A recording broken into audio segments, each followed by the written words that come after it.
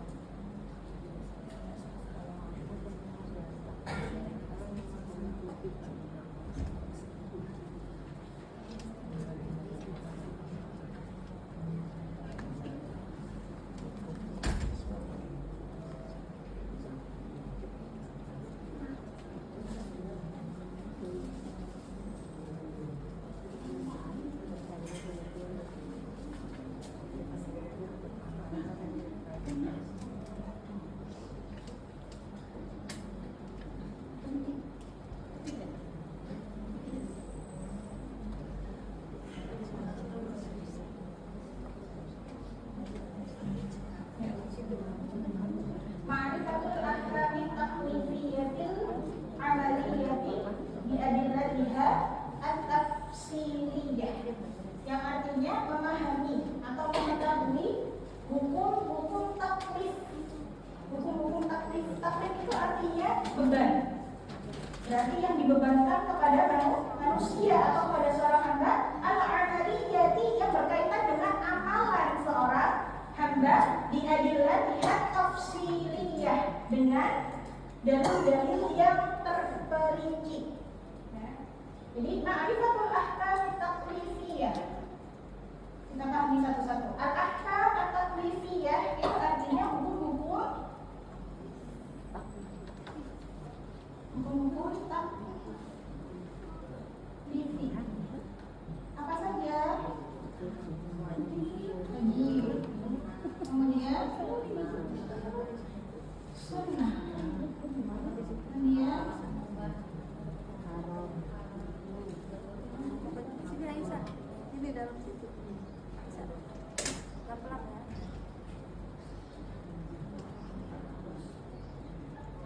Hukum taklifi itu ada 5, ya. Wajib, sunnah, haram, makruh, dan mubah. Oke. Wajib, apa yang dimaksud dengan wajib?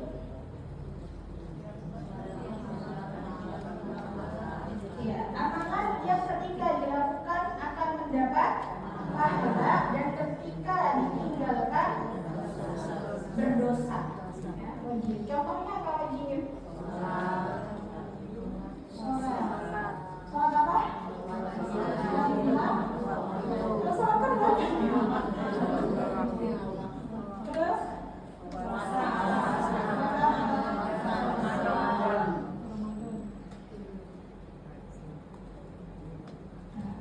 sunnah.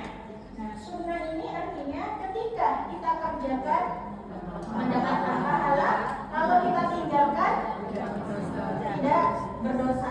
Contohnya adalah sholat. Sholat apa? Qiyamul lail atau tahajud. Sholat duha.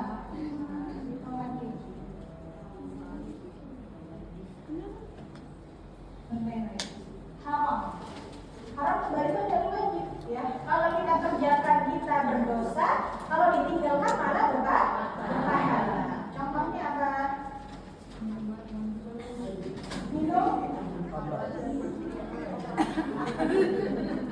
obat. Apa ya kan? Apa lagi? Berjudi. Berzina.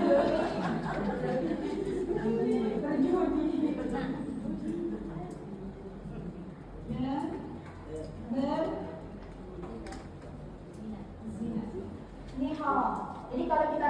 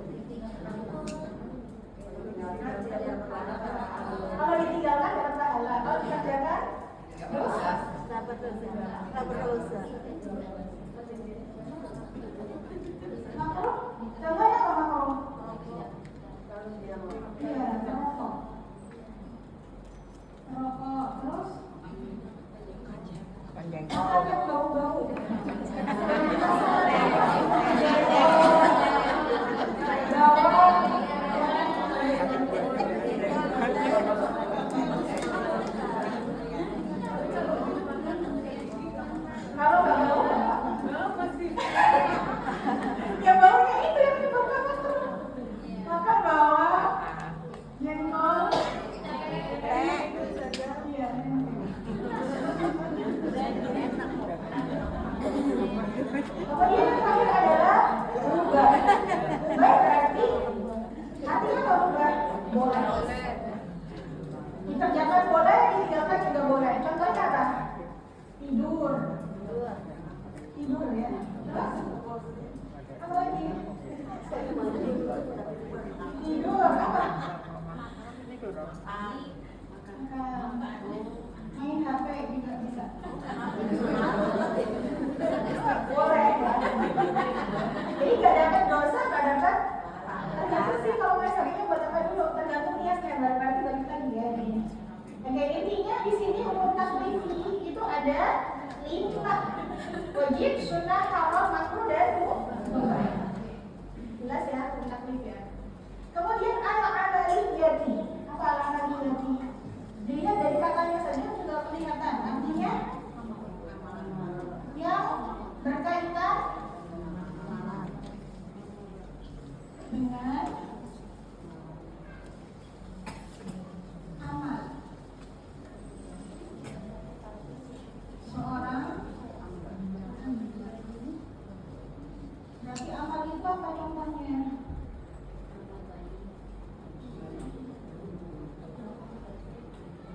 Terus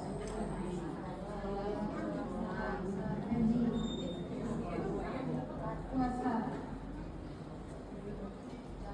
zakat, dan seterusnya. Ini namanya amaliyah. Jadi hukumnya berkaitan dengan hukum sholat haji itu hukumnya apa gitu maksudnya ya.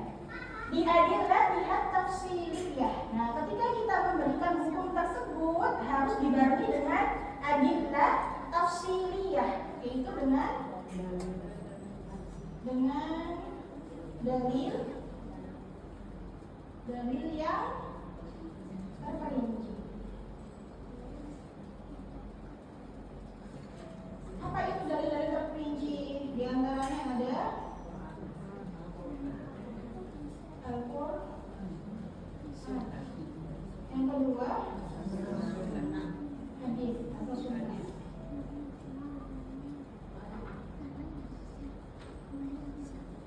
Yang ketiga,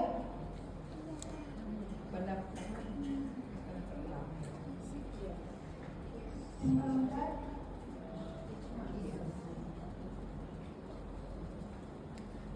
dan seterusnya. Ada kalau sholat dan lain-lainnya.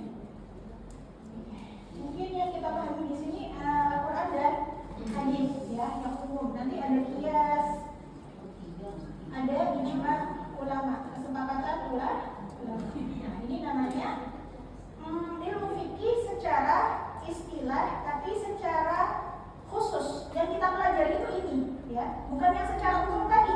Karena fikih secara umum itu mempelajari ilmu agama, apapun itu ilmunya yang berkaitan dengan agama, maka kita belajar fikih gitu ya. Tapi kalau khusus, fikih secara khusus itu adalah mengetahui, mempelajari atau memahami hukum-hukum taklifi yang berkaitan dengan amalan manusia atau seorang hamba dengan dalil-dalil yang terperinci. Jadi ketika ada hukum, kita harus tahu dalilnya apa, sumbernya dari mana, dari Al-Quran, hadis, qiyas, juga ada seterusnya, gitu ya. Oke. Sampai sini ada pertanyaan? Ada ya.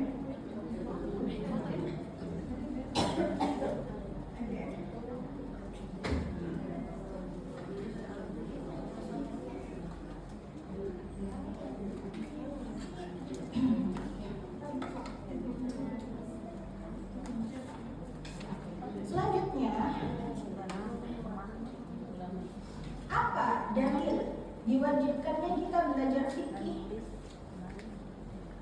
Apa dalil diwajibkannya atau pentingnya belajar fikih itu apa? Yang pertama, kalau kita lihat dari Al-Quran, itu ada di surat An-Nahl ayat 43 yang bunyinya A'udzubillahi minasyaitonirrajim wa ma arsalna min qablika illa rijalan nuhi ilaihim fas'alu ahlan dzikri in kuntum la ta'lamun. Jadi poinnya ada di fas'alu ahlan dzikri in kuntum la ta'lamun. Fas'alu, maka bertanyalah ahlan dzikri, kepada orang yang mengerti atau lebih paham. In kuntum la ta'lamun, jika kalian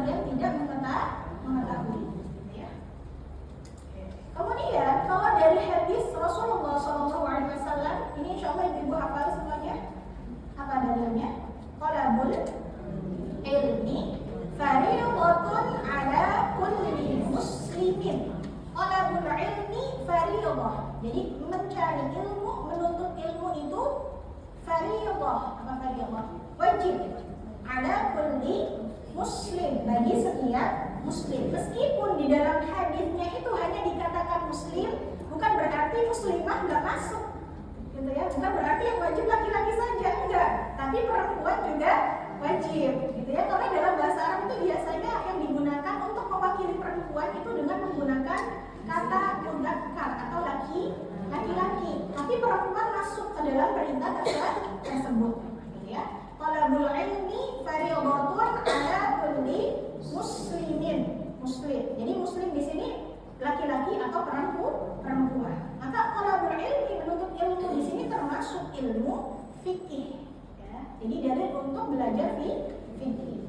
Kemudian Rasulullah SAW juga menyebutkan man salaka tariqan yaltamisu fihi ilman sahhalallahu bihi tariqan ilal jannah. Man salaka tariqan, barang siapa yang menempuh tariq, apa tariq? Jalan. Barang siapa yang menempuh suatu jalan yaltamisu fihi ilman, untuk menuntut ilmu, sahhalallahu bihi tariqan ilal jannah, maka Allah akan memudahkannya tariqan ilal jannah, untuk masuk surga. Jadi kalau kita menuntut ilmu itu adalah bagian dari ikhtiar kita agar dimudahkan untuk masuk surganya Allah. Dan yang tadi sufihi ilman, ilmu di sini lebih khususnya adalah ilmu fikih. Fikih masuk ke dalam hadis ini.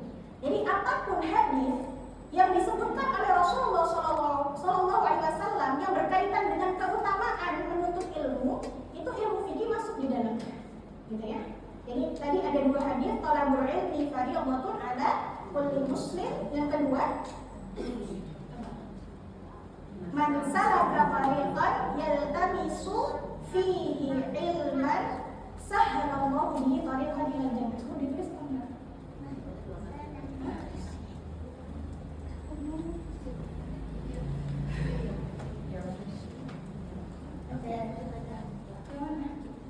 Di sini aja, di sini.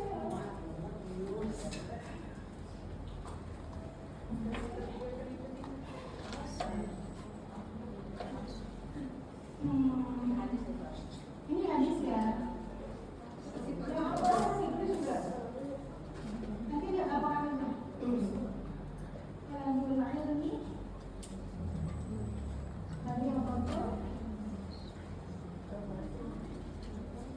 Jadi fardhun atau fardhiyah itu artinya wajib, ya. Fardhiyatun ala kulli muslim.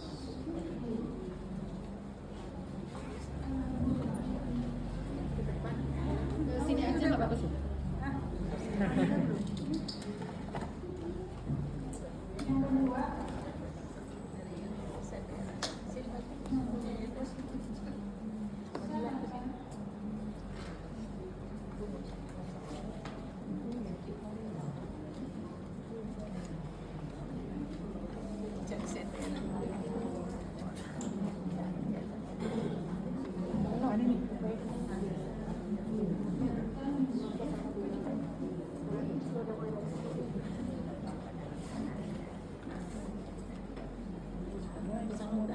belum, baru sini doang.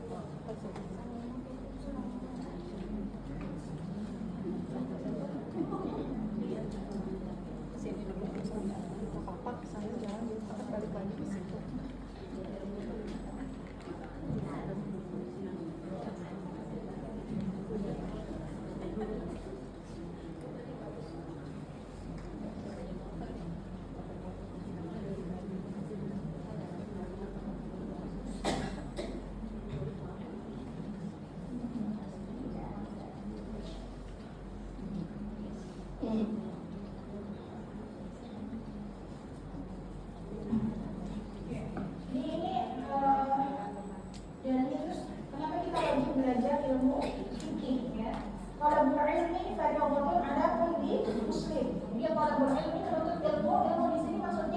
adalah termasuk ilmu fikih. Fardhatun wajib ala kulli muslim, untuk setiap muslim atau muslimah. Yang kedua, man salaka yaltamisu fihi ilman, untuk menuntut ilmu, sahhalallahu bihi, maka Allah akan memudahkannya tariqan ilal jannah, jalannya menuju surga. Ya, jadi yaltamisu fihi ilman, ilmu di sini tidak ilmu fikih.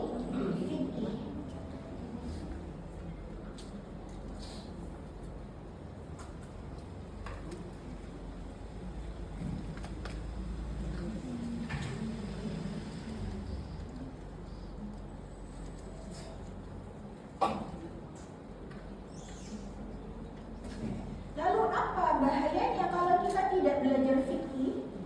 Kalau kata Imam Ahmad, beliau mengatakan orang yang beribadah tanpa ilmu itu bagaikan orang yang berjalan tanpa lampu.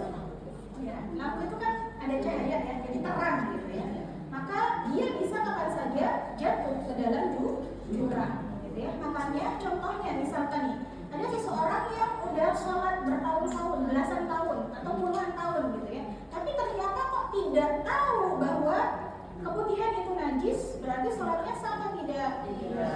Tidak sah. Atau ada suami istri yang berjima di siang hari pada bulan Ramadan, boleh atau tidak? Tidak boleh. Ya. Dia harus membayar kafarat, gitu ya. Puasanya tidak sah. Jadi memang fikih ini adalah sebagai cahaya kita menjalani kehidupan, gitu ya. Kalau kita tanpa fikih, maka hidup kita mungkin akan terasa gelap, gitu ya, karena nggak ada cahaya. Gitu ya. Oke. Kemudian selanjutnya hukum mempelajari ilmu fikih. Ini sudah kita sampaikan di bulan lalu bahwa hukum mempelajari fikih itu terbagi menjadi dua. Yang pertama adalah fardu ain, yang kedua fardu kifayah. Fardu artinya wajib, ain itu artinya individu atau pribadi. Jadi wajibnya untuk diri kita masing-masing, dan bisa berjamaah, gitu ya. Jadi kalau ada teman kita yang sudah belajar, berarti kita nggak perlu belajar, tidak. Jadi wajibnya untuk diri kita masing-masing. Ini yang pertama, fardu ain. Ini maksudnya ilmu fikih yang seperti apa? Yaitu ilmu yang akan kita kerjakan apapun itu, gitu ya, atau yang berkaitan dengan aktivitas hari-hari kita. Contohnya apa? Sholat. Kalau kita ingin sholat kita diterima, kita ingin sholat kita sah, maka kita harus belajar fikih sholat. Kalau kita ingin berjual beli, maka kita harus belajar fikih jual beli, gitu ya, yang berkaitan dengan jual beli tersebut, gitu ya, karena jual beli kan banyak nanti ilmu. Kemudian kalau kita ingin umroh atau haji, maka kita juga harus belajar fikih umroh atau haji. Kalau kita ingin menikah, maka kita harus belajar fikih nikah dan runtutannya. Wajibnya nikah itu apa, rukunnya, gitu ya, dan seterusnya. Itu harus dipelajari. Ini hukumnya fardu ain. Jadi berwudu, gitu ya. Kalau kita ingin wudu kita sah, berarti harus belajar fikih wudu dan seterusnya. Yang kedua adalah fardu kifayah. Apa itu fardu kifayah? Yaitu kewajiban yang ketika sudah diwakili atau sudah dilaksanakan sebagian dari kita, maka kewajiban tersebut gugur. Tapi bagi orang yang ingin melaksanakannya, ini hukumnya apa? Sunnah. Nah, fikih yang seperti apa yang masuk ke hukum fardu kifayah itu? Yaitu ilmu fikih yang mendalam. Ini biasanya dilakukan oleh para ustadz mungkin ya, atau hakim, atau dosen syariah. Karena harus hafal apa? Hafal hadisnya, hafal dalilnya, harus bisa beristinbat hukum, menentukan ini hukumnya haram, ini hukumnya halal, dan seterusnya.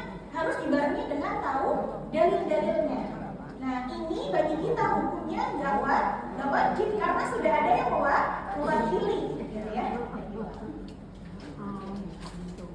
Jadi kalau fikih yang berkaitan dengan aktivitas sehari-hari kita, hukumnya fardu ain bagi diri kita. Oke. Selanjutnya kita akan coba mengenal sedikit terkait sejarah fikih. Sejarah adanya ilmu fikih ya. Jadi sejarah fikih itu melalui beberapa fase atau tahapan.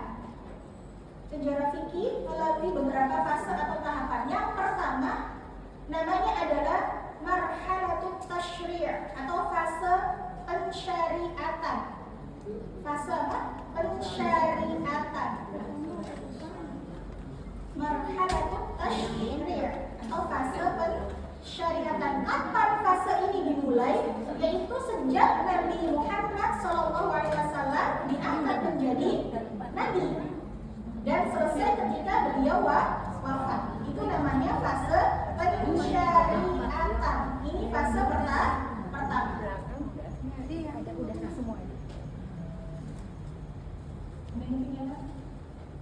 Fase pertama, fase pensyariatan. Dimulai dari Nabi Muhammad diangkat menjadi nabi sampai beliau wafat. Terbagi menjadi dua fase. Jadi fase pensyariatan itu terbagi lagi jadi dua. Fase Mekah dan fase Madinah. Fase Mekah dan fase Madinah. Fase Mekah 13 tahun, fase Madinah 10 tahun. Fase Mekah 13 tahun, fase Madinahnya 10 tahun. Di fase Mekah 13 tahun ini itu difokuskan untuk masalah akidah. Ajaran yang pertama kali diajarkan itu fokus tentang akidah, bukan tentang hukum taklif tadi, gitu ya. Jadi ada salah seorang sahabat bertanya kepada Aisyah radhiyallahu anha, apa ajaran yang pertama kali diajarkan, gitu ya, pada fase Mekah ini itu lebih ke iman terkait dengan akidah kita, adanya surga dan neraka. Bahwa surga dan neraka itu memang ada dan harus kita imani. Yang diajarkan bukan tentang pelarangan zina, pelarangan minum khamr dulu, tapi tentang akidah. Akidahnya dikuatkan terlebih dahulu. Karena ini fase Nabi Muhammad awal-awal diangkat menjadi nabi, gitu ya. Jadi di fase Mekah ini ayat-ayat tentang akidah itu lebih banyak turunnya daripada ayat-ayat tentang fikih atau hukum taklif. Contohnya apa? Wajibnya sholat. Wajibnya sholat itu kapan disyariatkan? Kapan disyariatkan? Di fase Mekah sekitar 3 tahun sebelum Nabi berhijrah atau pada saat Isra Mi'raj. Nanti kita bahas fase Mekah lebih jauh insyaallah. Kemudian yang kedua adalah fase Madinah. Berapa tahun tadi fase Madinah? Hanya 10 tahun. Nah, di fase Madinah ini setelah Nabi berhijrah ke Madinah, di sini banyak turun hukum-hukum fikihnya, gitu ya, dengan tetap memperhatikan masalah akidah tadi. Jadi pada intinya hukum syariat itu datang sejak Nabi diangkat menjadi Rasul atau Nabi dan selesai ketika Nabi meninggal. Kenapa? Karena Islam sudah sempurna. Sebagaimana yang Allah katakan di dalam Al-Quran, Al-yawma akmaltu lakum dinakum wa atmamtu alaikum ni'mati wa raditu lakumul Islam. Al-yawma akmaltu lakum, pada hari itu akmaltu lakum dinakum, aku telah sempurnakan agama kalian untuk kalian. Wa atmamtu alaikum ni'mati, dan aku telah sempurnakan nikmatku untuk kalian. Wa raditu lakumul Islam madina, dan aku ridha Islam sebagai agama kalian. Gitu ya. Jadi selesai ketika Nabi wafat. Nah, sekarang kita bahas ciri-ciri fase Mekah.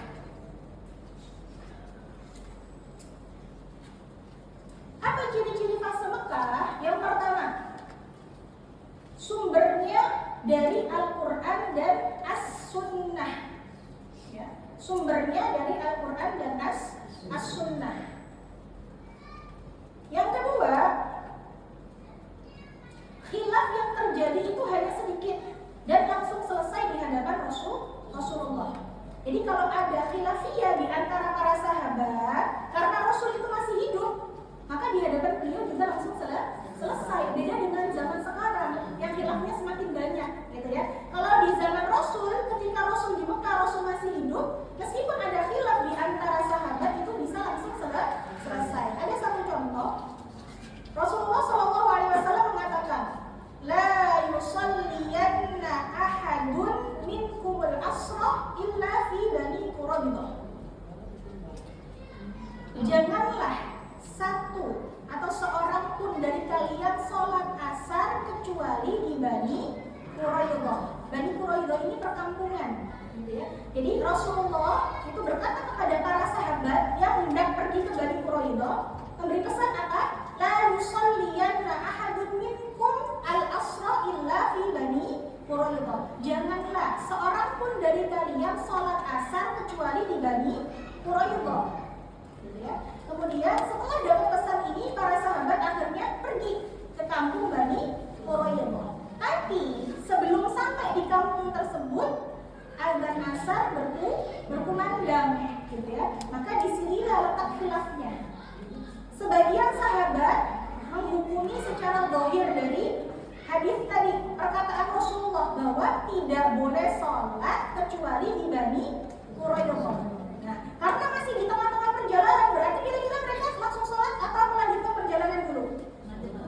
Melanjutkan dulu, jadi menunda sholat asar sampai nyampe ini di Bani Quraidah. Ini kelompok pertama, gitu ya. Kelompok kedua beda lagi dalam memahami hadisnya, gitu ya. Kalau kelompok kedua, mereka memahami bahwa Rasulullah itu memerintahkan untuk bersegera kemana? Ke Bani Quraidah, sehingga kalau azan asar berkumandang, mereka juga harus bersegera melakukan sholat. Jadi kelompok kedua ini sholat dulu, baru melanjutkan perjalanan sampai ke Bani Quraidah. Jadi beda ya. Ijtihadnya para sahabat ini terbagi menjadi dua. Ada yang mengatakan sholatnya harus di Bani Quraidah, sampai di kampung itu baru boleh sholat, gitu ya. Pendapat kedua, kelompok kedua itu mereka sholat dulu karena udah asar, gitu ya, nggak boleh menunda-nunda sholat, gitu. Maka sholat dulu baru melanjutkan perjalanan. Berarti kira-kira sampainya di Bani Quraidah sama atau beda? Beda, karena ada yang langsung ke sana, gitu ya, tapi belum sholat, dan ada yang sholat dulu baru melakukan perjalanan lagi, gitu ya. Maka ketika semuanya sudah sampai di Bani Quraidah, mereka langsung menemui Rasulullah SAW dan mengadukan tadi perbedaannya. Yang ini begini, yang itu begitu. Lalu apa jawab Rasulullah? Rasulullah, iya, dua-duanya nggak apa-apa, gitu ya. Jadi menyetujui dua-duanya dan tidak ada yang menyalahkan pendapat dari kedua kelompok sahabat tadi. Gitu. Jadi kalau ada khilafiyah pada zaman Mekah yang Rasulullah itu masih hidup, khilafnya itu langsung selesai, gitu ya, karena masih ada Rasulullah. Gampangnya gitu. Oke, sampai sini jelas ya, insyaallah ya. Jadi tadi ciri kedua adalah khilaf yang terjadi itu hanya sedikit, dan kalaupun ada akan langsung selesai. Kalau di fase Mekah. Berikutnya, apa ciri fase Mekah? Banyak syariat turun secara bertahap dan tidak langsung. Banyak syariat turun secara bertahap dan tidak langsung. Di antaranya, satu, terkait dengan sholat. Apakah sholat itu langsung? Kita disuruh 5 waktu, kemudian jumlah rakaatnya sekian. Enggak, ada tahapannya ternyata. Ada 4 tahapan ya sholat. Untuk sholat ada 4 tahapan. Yang pertama, wajib sholat malam di awal datangnya Islam. Jadi yang pertama diwajibkan sholat itu adalah sholat malam, ya, sholat malam. Sebagaimana yang Allah sebutkan di surat Al-Muzammil, ya ayyuhal muzammil qumil laila illa qalila nisfahu aw yusfiru qalila. Jadi ini hukum sholat malamnya adalah wajib untuk semuanya. Jadi Rasulullah dan para sahabat mewajibkan sholat malam ini kira-kira berlaku selama 1 tahun. 1 tahun. Tahapan kedua, setelah sholat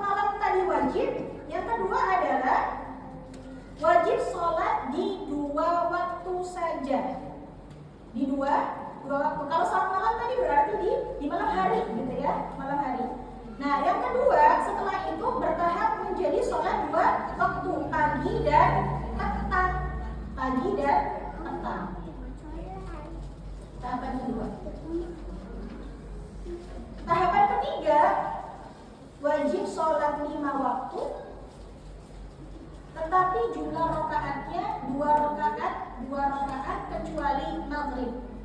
Sholatnya 5 waktu, ya 5 waktu. Berarti subuh, zuhur, asar, maghrib, dan isya. Tapi jumlah rakaatnya semuanya 2 kecuali maghrib. Berarti subuh 2, zuhur 2, asar 2, maghrib 3, isya 2. Ya, antara 2 dan 3. Ini tahapan keberapa? 3 ya. Tahapan ketiga. Tahapan keempat. Nah, baru setelah Rasulullah hijrah ke Madinah, baru berlakulah sholat seperti sekarang. Jadi subuh 2 rakaat, zuhur 4 rakaat, asar 4 rakaat, maghrib 3 rakaat, dan isya 4 rakaat. Jadi yang tadi 2 rakaat itu dilakukan hanya ketika safar, yang biasa kita kenal dengan sholat apa? Qashar. Ya. Itu boleh dilakukan ketika safar saja. Jadi tingkatan perintah melaksanakan sholat itu ternyata ada tahapannya, nggak langsung kita diminta sholat 5 waktu, gitu ya. Ada berapa tahapan tadi? Ada 4. Yang pertama kali diwajibkan adalah sholat malam, sholat qiyamul lail. Ini wajib pertama kali, berlaku selama satu tahun. Kemudian bertahap, sholatnya jadi 2 waktu, pagi dan petang. Yang ketiga, sholat 5 waktu, tapi rakaatnya 2 kecuali maghrib. Dan yang keempat, seperti sekarang, ya, rakaatnya seperti sekarang. Itu sholat. Yang kedua, tahapan apa lagi? Puasa. Yang pertama, tahapan puasa itu ada 3. Yang pertama, puasa Asyura. Jadi yang wajib pertama kali itu adalah puasa Asyura yang akan kita kerjakan nanti nih di hari apa ya? Rabu 9, Kamis 10 ya. Ini yang diwajibkan itu adalah puasa Asyura. Puasa pada 10 Muharram. Ya, ini wajib yang pertama kali syariat turun. Kemudian yang kedua, puasa Ramadan. Puasa Ramadan wajib.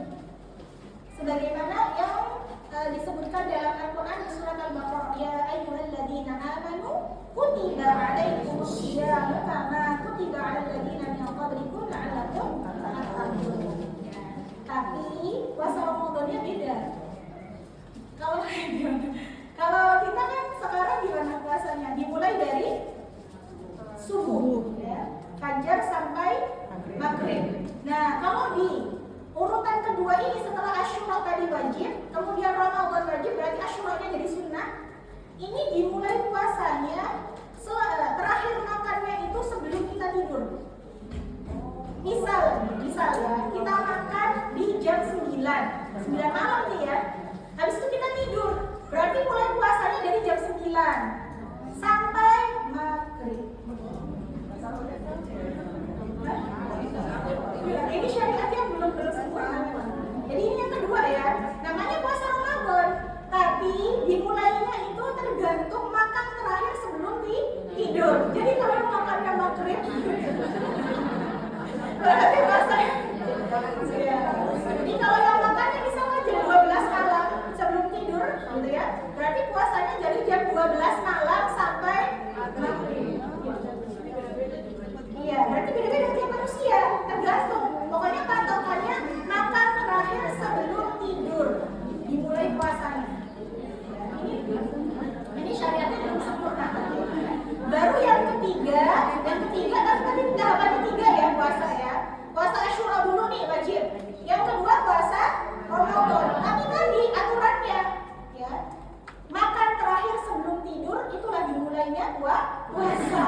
Gitu ya. Dan yang ketiga baru seperti sekarang dari azan subuh sampai maghrib. Jadi ada 3 tahapan puasa. Berikutnya adalah zakat. Zakat ada 2 fase atau 2 tahapan. Yang pertama, kalau di fase Mekah itu disuruh zakat, mengeluarkan sebagian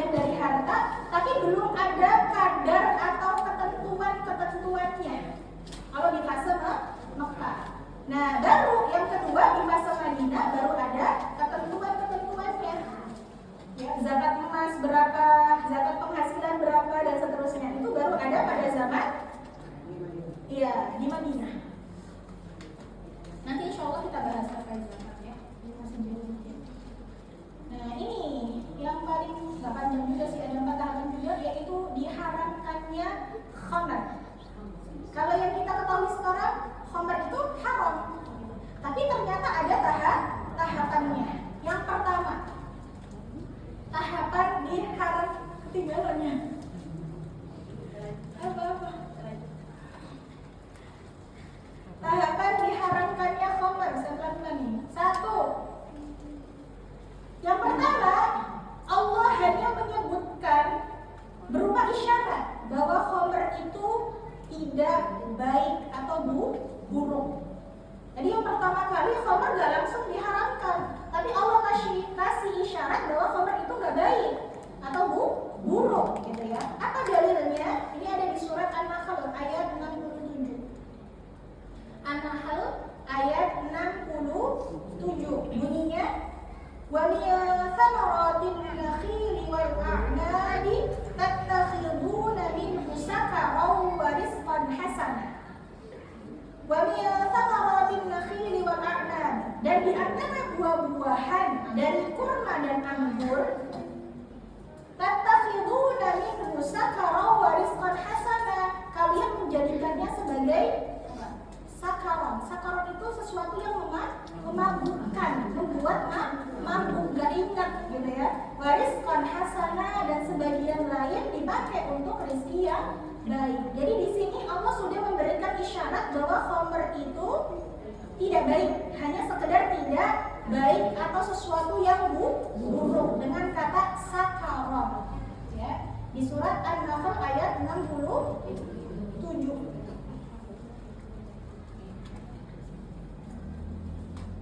Kenapa belum diharamkan? Kenapa tidak langsung diharamkan khamr tersebut? Karena zaman dulu orang Arab itu sangat gila minum khamr. Bagi mereka minum khamr itu adalah kesuksesan. Jadi orang-orang yang minum khamr itu adalah orang-orang yang sukses, yang berhasil. Jadi khamr itu bagi mereka itu adalah apresiasi gitu ya, bahwa mereka adalah orang-orang yang sukses, berhasil, sehingga tidak langsung diharamkan, tapi dikasih isyarat dulu sama Allah. Khamr itu memabukkan, khamr itu buruk bagi kalian, gitu ya. Tahapan kedua setelah itu, bahwa khamr itu madharat atau mafsadatnya, keburukannya lebih besar daripada manfaatnya. Tahapan kedua, khamr, keburukan, mafsadat atau madharatnya lebih besar daripada manfaatnya. Dalilnya apa? Ini ada di surat Al-Baqarah ayat 219. Yas'alunaka 'anil khamri wal maisir qul fihima ithmun kabirun wa manafi'u lin-nas wa ithmuhuma akbaru min naf'ihima. Yas'alunaka 'anil khamri wal maisir. Mereka bertanya tentang khamr dan maisir, perjudian. Yas'alunaka 'anil khamri wal maisir. Al-Baqarah ayat 219. Kalau ada yang ketinggalan tanya aja enggak apa-apa. Al-Baqarah ayat 219 ya. Yas'alunaka 'anil khamri wal maisir. Mereka bertanya tentang khamr dan perjudian. Qul fihima ithmun kabir. Katakanlah bahwa keduanya, khamr dan perjudian itu dosanya besar. Ada dosa yang besar. Wa manafi'u lin-nas wa ithmuhuma akbaru min naf'ihima. Ada dosa besar tapi juga ada manfaat. Tetapi manfaatnya itu lebih sedikit, ya, lebih sedikit. Wa ithmuhuma akbaru min naf'ihima, dan dosanya lebih besar daripada manfaatnya. Gitu ya. Jadi tahapan kedua, khamr dikatakan oleh Allah bahwa khamr itu keburukannya lebih banyak, lebih besar daripada manfaatnya. Ada sedikit ketiga. Setelah tadi yang pertama isyarat bahwa khamr itu buruk, khamr itu tidak baik. Yang kedua dikatakan oleh Allah bahwa khamr itu lebih banyak buruknya daripada baiknya atau manfaatnya. Yang ketiga, khamr diharamkan pada waktu tertentu. Kapan? Ketika menjelang sholat saja. Artinya kalau kita nggak sholat, boleh minum khamr waktu itu ya, zaman waktu itu. Tahapan ketiga. Jadi diharamkannya khamr hanya ketika mau sholat saja. Dalilnya di surat An-Nisa ayat 43. An-Nisa 43. Ya ayyuhalladzina amanu la taqrabus sholata wa antum sukara hatta ta'lamu ma taqulun. Wahai orang-orang yang beriman, janganlah kalian mendekati sholat sementara kalian dalam kondisi mabuk. Ya. Dalam kondisi mabuk sampai kalian mengerti apa yang kalian ucapkan atau katakan. Kenapa Allah turunkan ayat ini? Ya. Karena salah seorang sahabat pernah sholat dalam keadaan mabuk, nggak sadar. Kemudian sahabat ini membaca surat Qul ya ayyuhal kafirun. Al-kafirun tapi nggak ada ujungnya. Jadi muter nggak sampai. Lalu begitu kembali itu nggak sampai. Kenapa? Karena dalam keadaan mabuk dan teler, nggak ingat gitu ya. Kan itu emang susah ya muter. Wala ana abidu ma abatum wala antum abidu ma abatum. Nanti muter lagi ke depan. Wala ana abidu ma abatum nggak selesai gitu. Nah ini alasannya karena ada sahabat yang sholat dalam keadaan mabuk, teler gitu ya, sehingga nggak ingat bacaannya, lupa baca Al-Kafirun tapi bubar itu kan nggak selesai. Akhirnya diturunkanlah ayat ini ya, diharamkan khamr hanya ketika mendekati waktu sholat atau sebelum sholat. Kalau kita muter-muter karena lupa. Nah, baru yang keempat, tahapan keempat, diharamkan khamr secara mutlak yang sampai sekarang ya. Jadi sekarang khamr itu hukumnya haram ya, hukumnya haram. Apa dalilnya? Di surat Al-Maidah ayat 90. Al-Maidah ayat 90.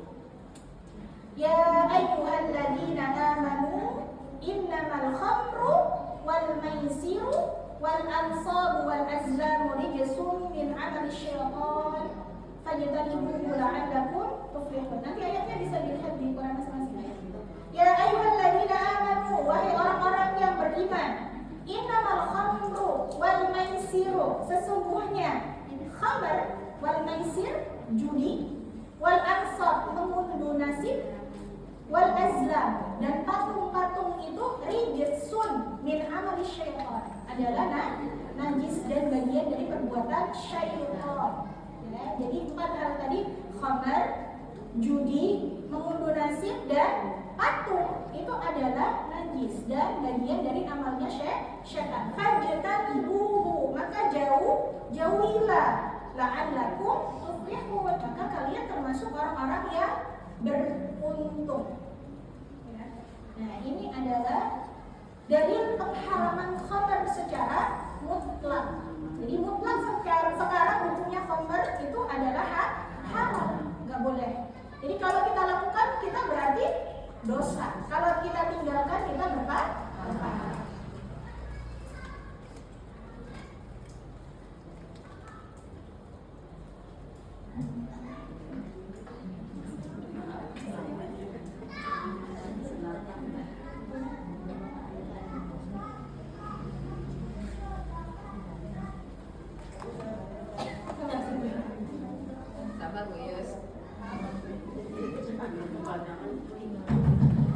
Baik,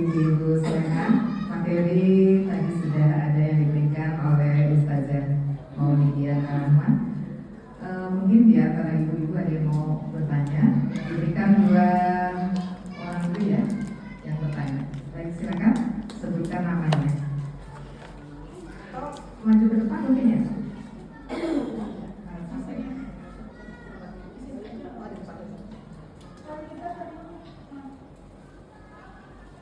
Baik, silakan. Ibu-ibu, ada yang mau bertanya? Silakan. Assalamualaikum warahmatullahi wabarakatuh. Nama saya Yustina. Sebenarnya saya nanya yang anak ini benar atau enggak ya? Maksudnya bermanfaat atau tidak? Tapi saya ada merasakan ini saja. Ini saja. Seandainya memang patung itu termasuk yang diharamkan ya, bagaimana dengan boneka saja? Boneka. Terima kasih. Assalamualaikum warahmatullahi wabarakatuh. Waalaikumsalam. Waalaikumsalam warahmatullahi wabarakatuh. Barangkali ada yang mau tanya lagi? Masih dikasih kesempatan satu lagi. Silakan, ibu-ibu mumpung Ayo ustazahnya tanya masih ini. dipanggil lagi. Ah, baik ya. Siapa?